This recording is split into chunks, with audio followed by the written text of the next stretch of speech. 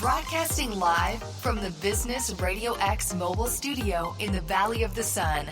It's time for Tech of the Town, your place for entrepreneurial stories and lessons from the Valley's most inspiring technology leaders. Welcome to Tech of the Town here on Valley Business Radio X, where we engage with technology companies and innovation throughout the state of Arizona. I'm pleased to be joined in the studio today by Khalid Al-Maskari, founder and chief executive officer of HIMS, Health Information Management Systems. Welcome. Thank you, Adrian. It's nice to be here. And also here in the studio with us is Dr. Roland Segal, who is a psychiatrist, clinical assistant professor of psychiatry at the University of Arizona, and chief medical officer for HIMS and its Axiom platform. Welcome, Dr. Segal. Lovely to be here. Thank you for having us. This is an interesting topic because your company and your platform is entering a very complex set of issues and challenges, but also opportunities. Khalid, why don't you give us a brief introduction, first of all, to your company, to the Axiom platform, and give us an overview of how it works, how it serves folks. Sure. So Axiom is an electronic health record platform that's browser-based. It's geared towards integrated healthcare, a lot of behavioral health providers and PCPs. Axiom is set up in a way that will help users use less of the software and focus more on the patients to provide more services, better services to patients. So let's go into a real-world scenario that most people can relate to. They're in a clinic or doctor's office or some sort of healthcare facility. They're seeking care for something, and now, as many people might know, the world has migrated through some growing pains to electronic health records. Maybe there's a physician's assistant or med tech who's there. There's a laptop. They're typing things. They might be talking to you back and forth. The providers need to add their notes and things after the visit or during the process. This is the scene that the Axiom platform is entering into, yes? Exactly. So for the past few years, there was a mandate by federal government to have electronic health records in every office. Unfortunately, at the time, the adoption rate was very low. It needed to accelerate, but with that came a lot of problems.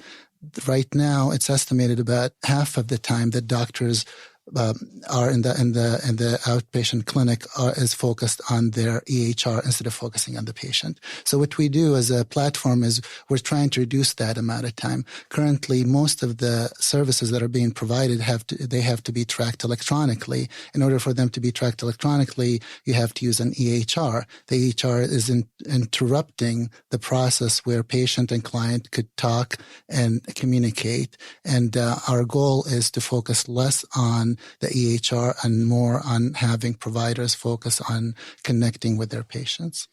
We'll hear more about how that plays out in use, but I'm curious a little bit about your background and how you found this particular problem as something you wanted to tackle. Sure. So when I graduated, I was lucky enough to work for a behavioral health organization, and at the time, I was serving as the MIS director, Management Information System Director.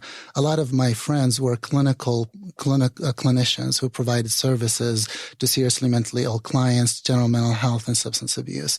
And over time, they've been talking about how difficult it is to manage what they have to manage on a daily basis and then go back and spend twice as much time entering data into the software. So we talked so much about the problems and the pain points, and I felt that I could do a better job at connecting clinicians to their patients by reducing the amount of time that they spend on the EHR. So it was a lot of trial and errors, focusing on talking to clinicians at all levels, doctors, nurses, office managers, case managers, and then understanding what is it that they do and how could we automate some of those processes.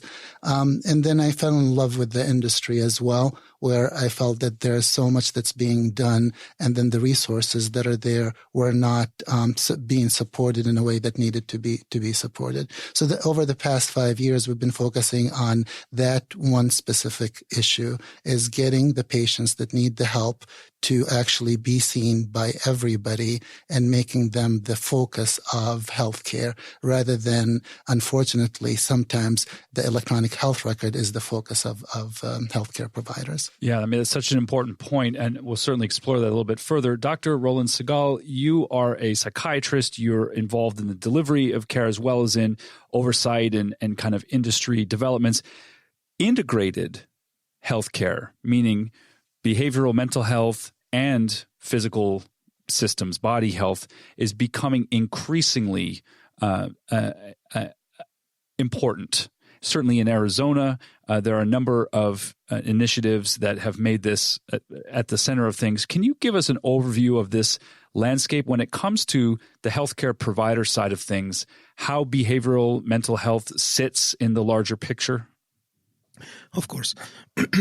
It's very important to integrate care. A lot of people who have psychiatric issues also may have medical problems. And there are times when a patient sees a psychiatrist and then a primary care physician, but the two entities don't communicate with one another because of lack of access to the records. So electronic medical records such as Axiom, they allow the better communication between the two entities, primary care, psychiatry, maybe other subspecialties. But not only that, it also improves communications between different levels of care. So if a patient is hospitalized and then discharged into, let's say, intensive outpatient program or partial hospitalization program or residential program, and then after that they go into outpatient care where they see a psychiatrist, a therapist, maybe even a family therapist, all those entities need to communicate with one another so they have access to the same information. Therefore, nothing actually falls through the cracks, but also that they don't duplicate the services. So, for example, if you're ordering a laboratory that was just done a week ago, why duplicate that? That's an extra cost and also putting a patient through something that they don't really need to have. Now, you completed your medical degree from the University of Arizona College of Medicine, psychiatry residency at Banner Good Samaritan Medical Center, and then forensic psychiatry fellowship at the University of Southern California. You're board certified in general adult and forensic psychology. That's an extended process. What I just described, your educational professional training covers a good decade or more. A lot has changed during that time. What are some of the new ways in which behavioral mental health are being considered now that are different from when you first entered medical school? Right. So over the last 15-some years, I remember the process of carrying heavy paper-filled charts from floor to floor, from service to service, outpatient versus inpatient. And now, not only are electronic medical records available, but just like Khalid said, they're actually mandated. And we have seen the growth pains, if you will, because over the years you could hear providers, both nurses, social workers, and psychiatrists and primary care physicians complaining, look, I did not go to medical school in order to sit in front of my computer for 6 hours and just documenting everything that I do. I want to interact more with people and cure people, help people. So Axiom actually allows us to spend less time in front of a computer documenting because it can send reminders. It can auto-populate some of the data that you don't need to go and find because it is available to you at your fingertips. So those are some of the things that I've noticed over the years. Are there unique aspects of behavioral health that make this kind of integrated care even more important for the delivery of the quality of services and that you have? Or is this a common problem no matter which domain of health service provision you're talking about? Right. I think every specialty of medicine will have its own unique problems. In behavioral health, however, usually there are multiple players in the team. It's a multi-team approach to patient care. So you may have a psychiatrist, you may have a psychologist, you may have a psychotherapist. There may be some sort of family conflict where families... Social workers, others, yes. Exactly. You're completely right. And all of those entities need to communicate with one another and have access to the same information. It's shocking to me how much lip service is paid to the idea of patient-centered care and how much of the institutions, the systems, the workflows, et cetera, are much more record centered. So I'm struck as you were providing that overview that the common theme among providers is, look, I didn't go and get this training in order to be a data entry person. I really want to interact with people. We've created somehow this incredible bureaucratic debt as we try to responsibly manage the complexity of the information, the records, the histories, the interventions. It just creates an incredible burden here. Khalid, your specialty is in healthcare informatics, and that sounds like it should be very technical, but I'm intrigued by the fact that at the center of all this, you're talking about enabling human-to-human interactions. How do you see the technology itself playing an important role in getting out of the way so that providers and patients can get down to the business of what they're there in the same room to do? Sure. So a big part of creating the EHRs was really to help the providers provide better services, but over time it became the biggest burden. And as a matter of fact, a lot of providers are thinking about quitting their jobs because of the amount of time that it takes to do things that they were not trained to do. So what the core of the issue is the billing. Everything that needs to be written needs to be billed. The billing process has a lot of requirements. Some of them make a lot of sense because you have to track and manage what services are being provided. You have to prove that the service was clinically necessary, and then you have to go through that whole thing. The issue to me is most of that was put in the clinical side rather than it being an administrative function or something that an electronic health record would take care of. So right now, half of the time that doctors and clinical staff do is not with the patient. The problem is simple. If you think about it, it really is simple. Going back to where the interaction was 80%, 90% with the patient and then 10% writing the note. What we're solving is to be able to get that back by removing some of the functions that are unnecessary. One of the big issues with healthcare, there are a lot of regulations and then regulations on top of other regulations. And sometimes nobody stops and thinks, wait a second, do we need to have all of these things? Can we remove some of these areas that nobody has looked at in many years? A big issue for us looking at the data, because we have tens and hundreds of millions of records, is that nobody looks at that data once it's entered. So you enter the data, and then next you have another patient that you need to provide services to, and that cycle continues. What we're doing with the Axiom platform is starting to get that information to the people that need to see it at the time when it needs to be seen. So rather than spending a lot of time looking at stuff that doesn't make sense, we're saying these are the triggers. These are the areas where somebody would need to know that a prescription was ordered, or that there was an issue with a lab, or that an appointment was not met. And that's really the focus, is to provide the information when you need it, and then remove a lot of the administrative to make it an automated service rather than having to spend a lot of clinical time doing things that you're not trained to do.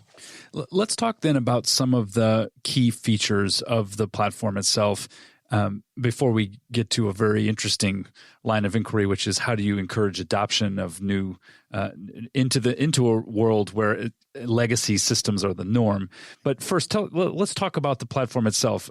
There's some unique features, some customizability, some ways that a provider or a clinic or a facility can customize it and make it adaptable to their specific use cases. Can you walk us through some of those key aspects on the feature side and some of the benefits of those features? Sure. So traditional EHRs are set up in a way that healthcare providers will have to change their workflow to meet the EHR needs. So it is you purchase an EHR, and then you have to re-engineer the workflows, the processes, the system that worked for you, just to make sure that you actually could use that EHR. And then another aspect is the cost for getting the updates. So EHRs would be creating updates every 6 months, a year, but then there's a lot of cost associated with that. So some agencies are not able to afford the cost, and some of them do not have the resources to change the workflow. And that's where the issue comes. So what we try to do, the core thing to the Axiom platform is the customization and the configuration. We really believe that each agency, each provider, they have their own way of doing things. They have a workflow that works for them. We're not there to change it. We're there to enhance it, to augment it. So the software itself was created with the idea everything is customizable, configurable. We have the templates that you'll be able to get up and running in a really relatively very short time. But if you wanted to have different workflow for getting the patient going through vitals and providing the services than another agency, we have it set up that way. And it really is, the other thing is it's very easy and simple. So you don't have to have a developer or a programmer to do that for you. A lot of traditional EHRs, you would have to hire programmers and coders to do it, which adds cost and complexity. It's not just the cost. It's the developer or programmer does not know what you need to get done. So we created tools to allow anybody in the agency to actually design the system the way that they wanted to do it. And then we also removed the cost aspect of it, where everything that is being provided, because there are a lot of other software that you don't have to pay every time you're using a spreadsheet or a Word document. If they add new features, you don't have to pay extra for that feature. It comes in as part of the subscription. So we're using that subscription model to say the Axiom is a subscription-based service. We provide the updates and the new releases without you having to determine whether that fits into your budget or not. There's always a trade-off in software between customizability and stability. If you give people too many options, either it becomes overwhelming or they break the thing. So how do you navigate that flexibility while still providing a consistent user experience across different use cases? Sure. So what we did is we spent a lot of time looking at the behavioral health and integrated health industry. We're lucky to have 80% of our staff have clinical background and behavioral background. We listen to our customers in terms of what are the things that they need to get done, and then we go back and synthesize that information, determine the best way to move forward with it, and then the shortest amount of time to get them that information.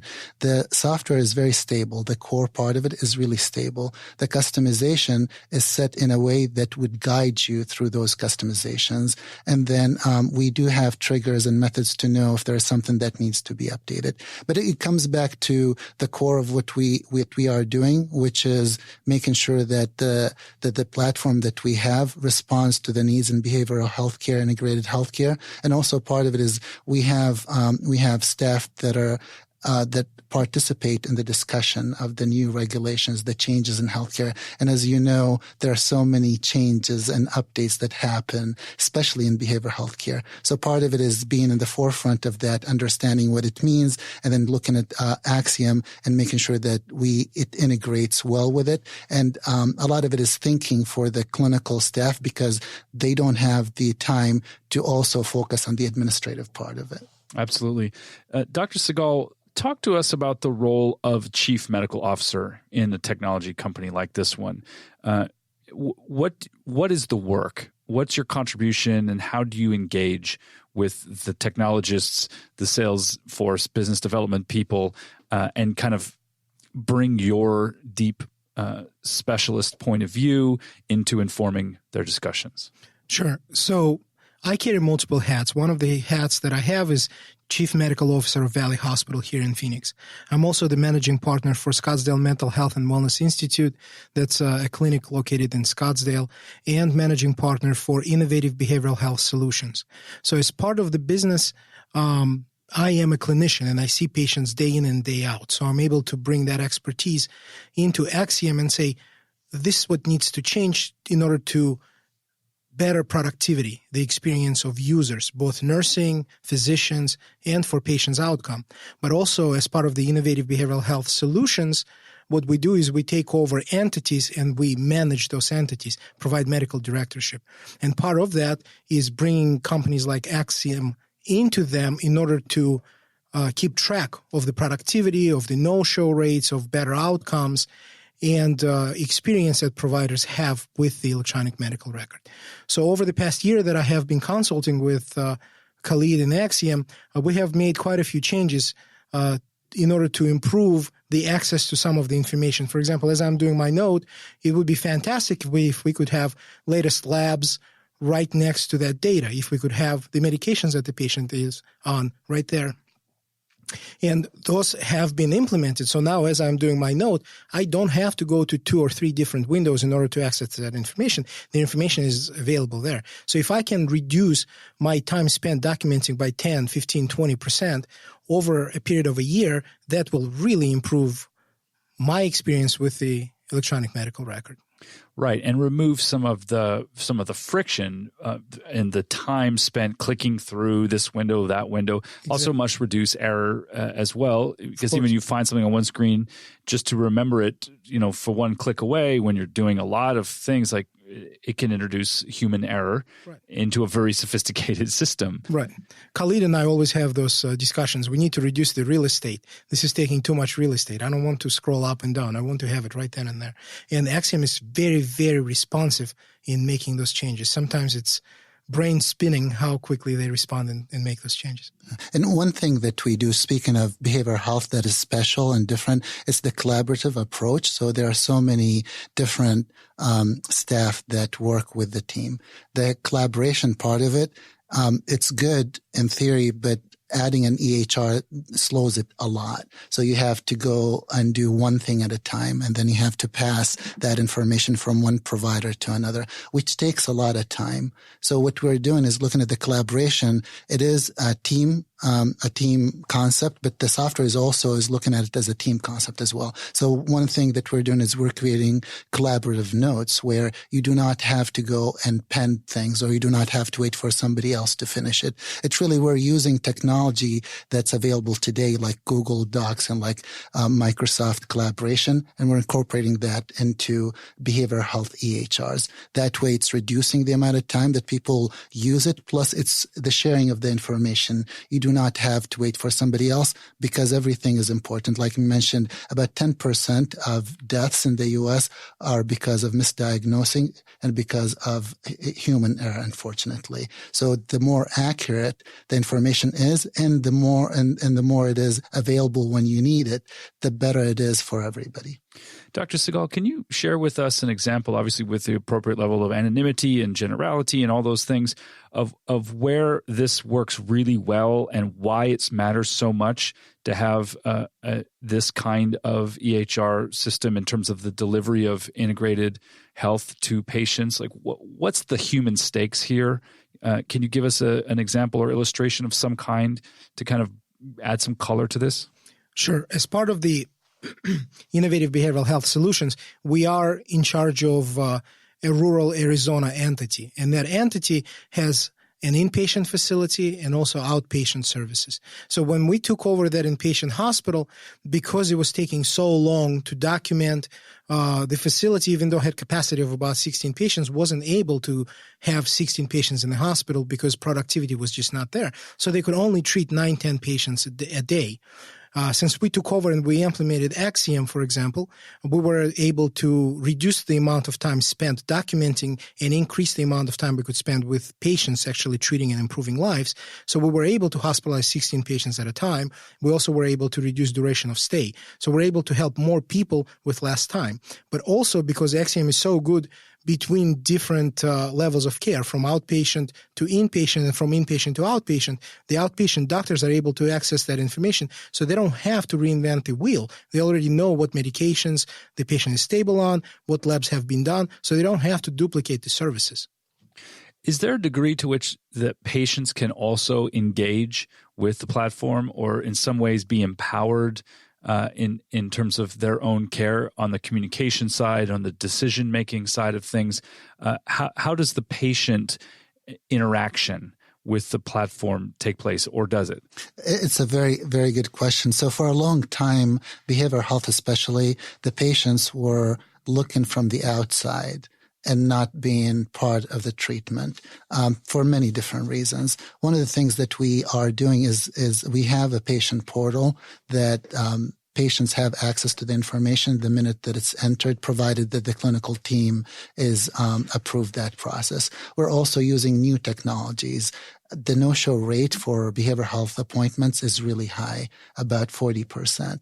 We are using artificial intelligence and other technologies to help reduce that number. Some of the things that we're able to do are pretty simple. A text message at the right time, it has shown that it improves the show rate for patients. Looking at location of where the patient is and where the clinic, and providing other information for the clinical staff to help with that has really improved it. But what we're trying to do is make sure that the patient, who's the core of everything that happens, they have access to their information and they are participating in the decision making, understanding what needs to happen, and also feel like they have a voice. That's so important, given that one of the unfortunate downsides of institutions is they create bureaucratic layers and roles. And a lot of times in order to reach the compassionate and caring provider, the patient has to navigate through so much of the externally facing the user experience, if you will, of simply trying to get to the building, deal with the receptionist. I mean, I don't mean to disparage anybody, but sometimes when you're put in a role where your primary function is simply navigating bureaucracy, you lose sight of the fact that you are the customer-facing part of this brand, that someone's core experience with the clinic is the somewhat grumpy sometimes, not everyone obviously, person they have to interact with on the phone who speaks in acronyms, who's adopted the internal language of the practice as their external voice. I think we've all experienced this to some degree or another. I mean, I take my kids to a place and I've got to deal with the person. I'm like, I don't know what that means. You're going to have to speak human to me. Yeah. That's inside language. I don't know what a ha is. I'm a doctor, but not a physician. I have a PhD and I don't understand what you're saying. So I don't know how this other person sitting next to me in the waiting room has a chance, right? You mentioned something important and interesting. Certainly, artificial intelligence, machine learning, deep learning, algorithmic types of things are capturing a lot of attention. But there's some very important roles that these technologies can play in reducing some of the inefficiencies. How does that play out in an EHR platform like Axiom? What is the role of the AI in helping empower the whole thing? Sure. So behavioral health, or healthcare in general, lags when it comes to technology, and behavioral health actually lags behind healthcare in general.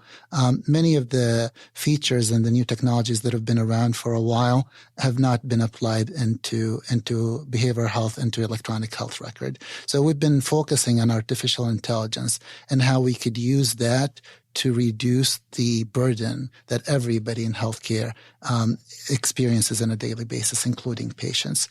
Some things that make a lot of sense that a machine is much better and geared toward doing than a human is the area of the no-show rate. So why not use that technology to improve that? High-risk patients, something that a technology would be able, something like AI would be able to determine patients that may be high risk and help reduce the ER visits, unnecessary and visits, by providing that information to healthcare providers and having them intervene and provide preventative services. There are many areas that AI could help, and we're really excited about the opportunity there for EHRs. Let's dig into that just a little bit, because from an outside point of view, it's not immediately clear to me how that works. So you say one of the ways it can help is reducing the no-show rates. How does that happen?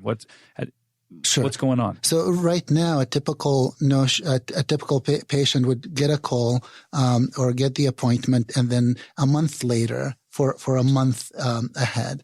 And then at that time, nothing happens. So you're not sure if the patient will show up to their appointment. Plus, you don't have any history because you're so busy looking at the day-to-day stuff. You don't know what the probability is of the patient actually coming to their appointment.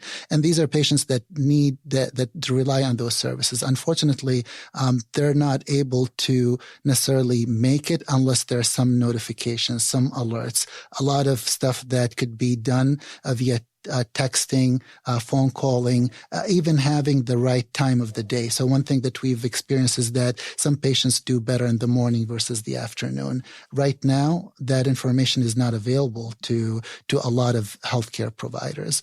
Right now, the appointment is based on the provider's availability, not the patient's most likelihood to actually show up to the appointment. So that's how we're shifting that discussion, is looking at the patient's best possible time for them to actually come to the appointment. And then we're also looking at it from what other tools that they need to make sure that they come there. So if they need a bus pass, for example, that's really important, we're showing that to them. Before, nobody would be able to actually look at tens of thousands of patients to decide what each patient does. The power of AI is that it allows you to do that without even you having to think about it. I get it now. It's very interesting. When you talk about everything from scheduling, that was a great example, all the way through to the ancillary information, the kind of qualitative history-related things.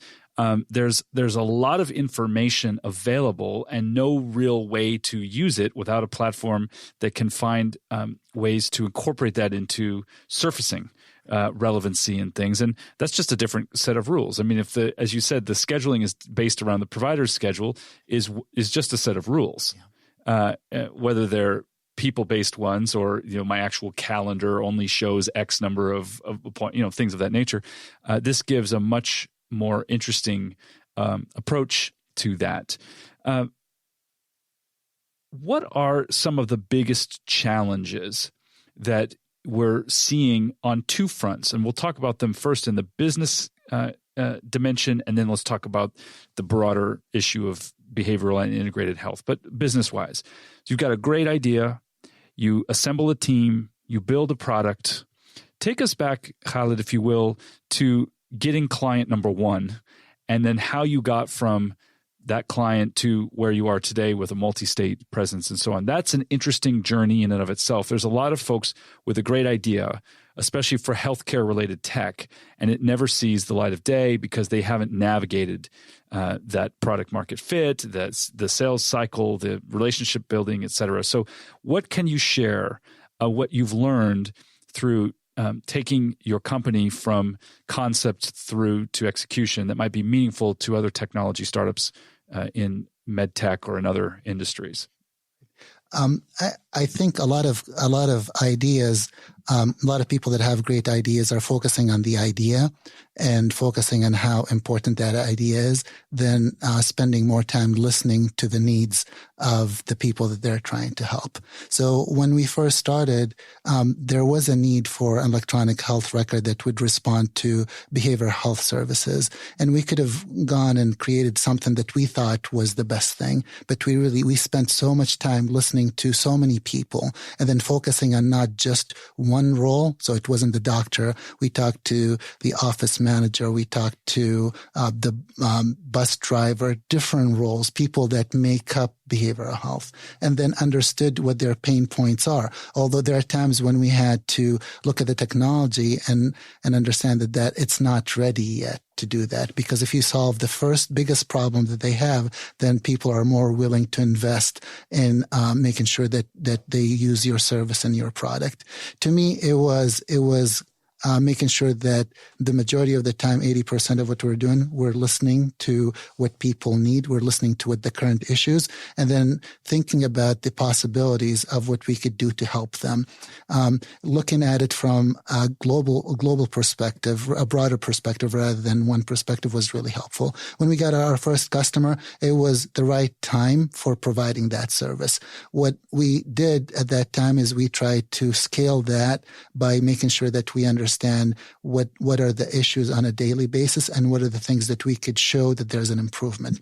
So Dr. Segal talked about how if you show that there's an improvement from before you use the product to after, and you could point it to them and they see it and they know it, then the likelihood of them using it is a lot more important. The other thing that we wanted to do is really to make it look like a social media platform. People currently use EHRs because they need to use it. What we're doing is we want to have Axiom be the software that they want to use, not need to use. So some things that may not be important in behavioral health and integrated health, like the look and feel, having the ability to customize it the way you want to customize it. A lot of other companies, established companies, that are not looking at that, but you have to connect the person to the product that they need to do. And that was really important for me as an entrepreneur to understand. It's not just the functionality, it's the feel. It's the connection that you have with the users.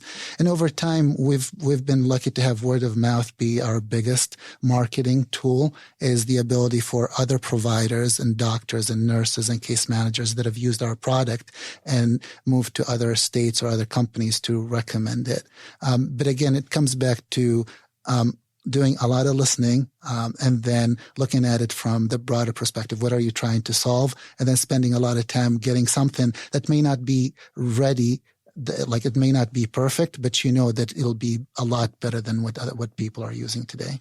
Dr. Segal, on that same point, in your many different roles, giving you insight into health providers throughout the state, obviously, medical directorship is one pathway to adoption, because you can simply say, hey, this is best practice. We're going to use this platform, and you can kind of bake it in. But what does a company with a solid solution like HIMS with the Axiom platform need to do to really get in the world of the providers who are going to use it? Khalid spoke to the importance of that listening, but what are the key issues and concerns from the provider side that they need to take into account? Sure. So starting at the very top, it's always a balance between fiscal responsibility for a company and providing the best possible care to the patients. Obviously, there are a lot of problems with behavioral health in general nowadays, including stigma, access to care, workforce shortages, and having an electronic medical record that can actually improve both best outcomes, best care, and fiscal responsibility for a company would be a winning solution for all parties. So when you have an electronic medical record that reduces the amount of time a physician or a nurse or a social worker needs to spend in front of that computer documenting, and being able to provide better care to that individual patient and maybe even see more patients in a day, that would improve both outcomes and fiscal responsibility. But also a good electronic medical record will see how much data you're entering and how many services you're providing, and choose the most appropriate billing codes. Because a lot of the times we're so busy documenting that we don't know what billing codes are appropriate and what not. So there are a lot of aspects that artificial intelligence and appropriate electronic medical record like Axiom can solve for an entity.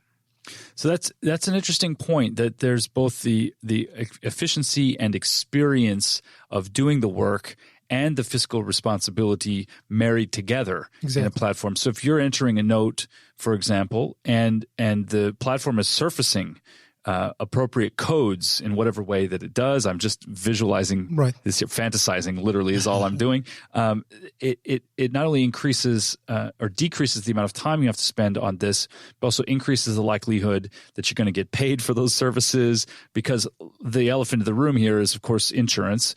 And access and other kind of on the billing side, like the practice has to get remunerated for the services they provide, and that happens in a variety of different ways. Tying those records to billing codes is, a necessary evil, I guess, at some level, because it's how the money flows and makes the whole thing work. I'm struck by how. So we talk about integrated care as being so important. I think we can all nod our heads and agree. I'm struck by how disintegrated the system as a whole is, where the providers, the insurance companies, the legislators, the patients, all occupying different worlds, engaged in different things. And of course, each of those categories breaks down into so many subgroups. It's really quite an interesting challenge.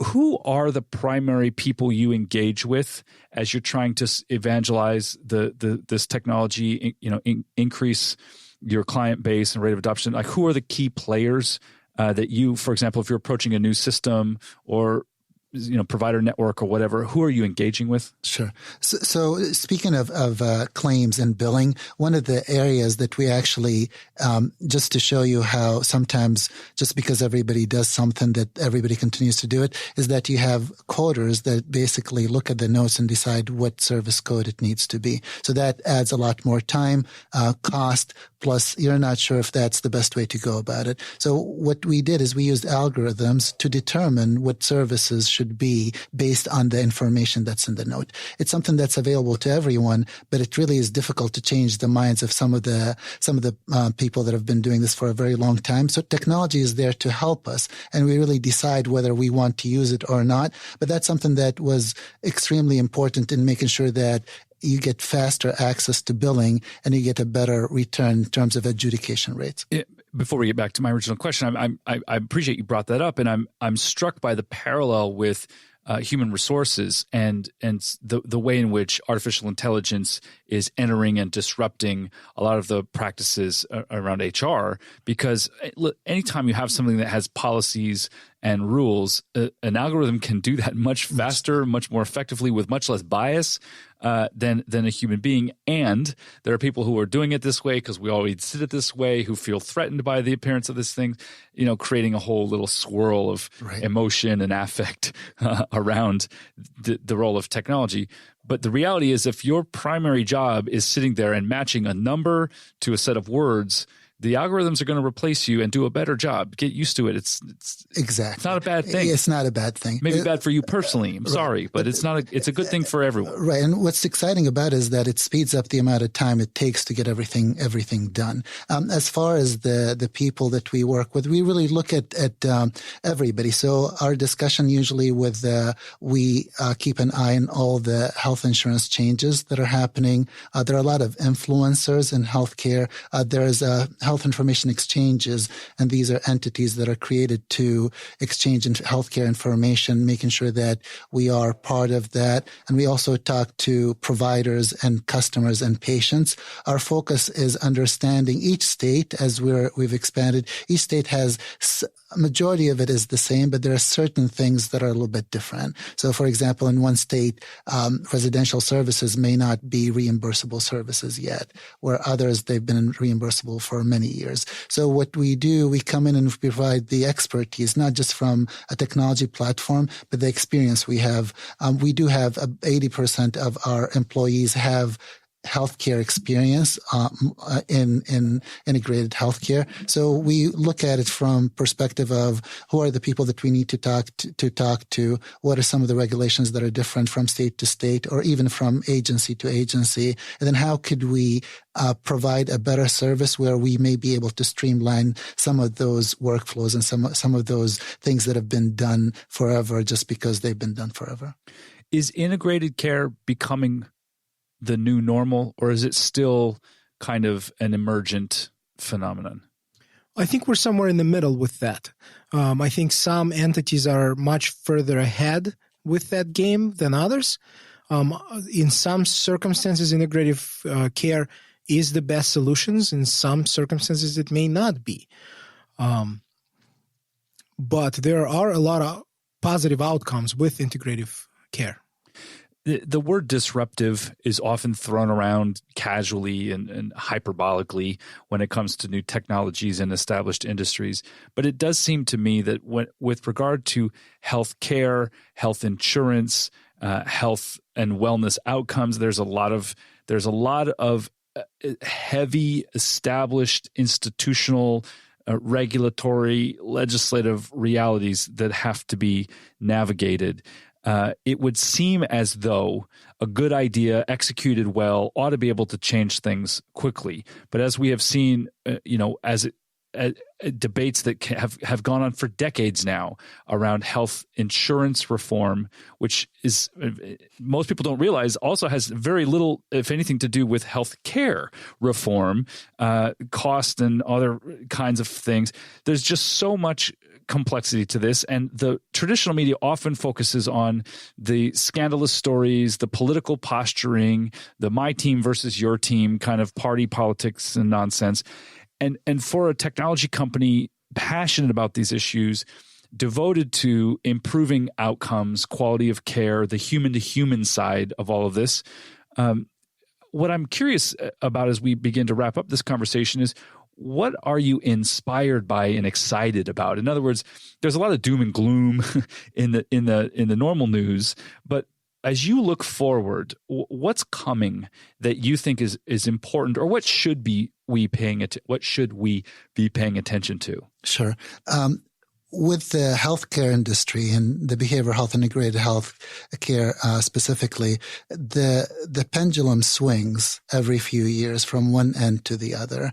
And when I first started, it was really difficult for me to accept that, because it was more, there was logic that we wanted to make sure that things make sense. Unfortunately, with a lot of the complexity, healthcare industry is about $4.5 trillion every year in terms of expense. It is not easy to make huge shifts and changes. So once you understand that, it really becomes, the picture becomes very clear, at least for me, that our goal is to make it easier for the healthcare providers, regardless of the role that they play, in connecting with the patients as efficiently as possible, as fast as possible. And the role that gets me excited is, how could we marry technology with the services that are being provided today, and how to be an advocate for these technologies to be used. So our goal is to connect patients and doctors. Our goal is really literally to remove the EHR. So our goal is to remove ourselves from the equation. For a very long time, EHRs have been the center of every interaction. It shouldn't be that way. Patients don't go see a doctor to look at a computer. Patients need to be talking to a doctor to help them specific things that they need help with. So what excites me is, how do we get machine learning, artificial intelligence, smarter electronic health records? How do we get providers to actually not have sift through millions and millions of records? How do we provide it in a way that makes sense? Could we automate a lot of things that should have been automated?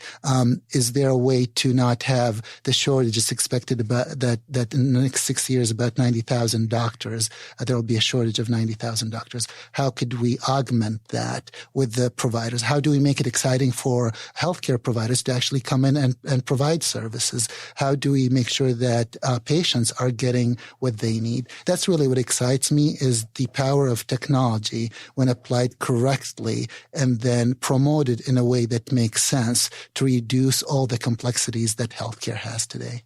Dr. Segal, what are your thoughts on this? What's important and interesting? What are you inspired by as you look to the future? I think this is a very intriguing age we're in. I agree there's a shortage of providers, and I think electronic medical records are here to stay. I personally see electronic medical records as a big positive. We use a lot of technology in my clinic. We use telepsychiatry. We need AMR that can integrate with telepsychiatry. We should be able to access those medical records anywhere we are. If I'm providing care to rural America, and I am in Scottsdale, but the patient is 200, 300, 400 miles away, I should be able to access that record when I need it, when the patient needs me to access that record. I agree with artificial intelligence. There's so many things that we do, so many man hours that we spend that can easily be replaced by algorithms. Khalid and I were talking earlier about some of the ideas that he has for his AMR, and I think those are beautiful things that are going to help us quite a bit to reduce that time that we spend actually documenting. Artificial intelligence can make sure that those human errors that Khalid was referring to earlier are prevented. When we're prescribing medications, there's no reason why an EHR can't tell me, hold on, there's an interaction there. Maybe you don't need to do that. Also, we have to make sure that there's no misappropriation of medications. So now we have electronic prescribing through EHRs. So prescriptions are going straight to pharmacies, and if there is an interaction on the pharmacy end, they can actually send us a message through the EHR saying, look, there's a possible interaction. Did you mean to do this? Or have you known that this patient just got a refill on this medication from this other doctor? Maybe you don't want to do this. So there are a lot of things that EHRs can make better, and I think that's where we are. One thing that I'm particularly fascinated by, I'd love to get your thoughts on, is the coming dominance of voice-driven interactions with technology. We have been relying for years on keyboards and then touch screens, but our primary instrument for interacting with the world is our voice. The numbers are staggering in terms of the adoption of voice for search. Upwards of 30% of all searches on Google are now being done through voice interactions. The proliferation, although very early, of smart speakers and smart devices clearly going to change the game insofar as we don't have to touch and type or even read on a screen in order to interact with our technology. Is this something that you're paying attention to, Khalid? Is it something that you have thoughts about? It's a huge topic. Obviously, we're at the end of our show, but what's going to be the coming role of voice interfaces and tech in the future? Yeah, absolutely. It's something that, as you mentioned, is happening more and more often. And in the case of the healthcare industry, unfortunately, the laws and rules have not adopted to the new way of the technology. So a lot of times you're not able to use voice recognition because of the current rules that are there. But we are really excited about it. We are actually using some of the natural language processing in Axiom to help speed up the process. And it is important to make sure that the keyboard is not relied on as heavily. The technology exists. We are working on it, but what we need is for the rules to change to allow for that type of technology to actually exist in the exam room. Yeah, that's fascinating. I mean, for decades, medical, like literally probably 60 decades, medical transcription has been one way of turning a provider's voice into a record. Of course, the machine learning and natural language processing has gotten so good that we might be approaching a tipping point there where there's a whole other kind of ancillary service that gets eliminated because it's unnecessary. Anyway, we shall see. Khalid Al-Maskari, founder and chief executive officer of Health Information Management Systems, company that brings you the Axiom platform. Thank you so much for joining us here in the studio today. And also Dr. Roland Segal, chief medical officer for Axiom and many other hats that you wear. Thank you for the important work that you do in providing high quality mental and behavioral health services to folks throughout the state of Arizona. Thank you for having us. As always, I'm excited by the future. I could carry on these conversations till the evening, but it's time for us to say goodbye and good luck. And thank you all very much for listening. For all of us here at Business Radio X, this is Dr. Adrian McIntyre. We'll see you next time on Tech of the Town.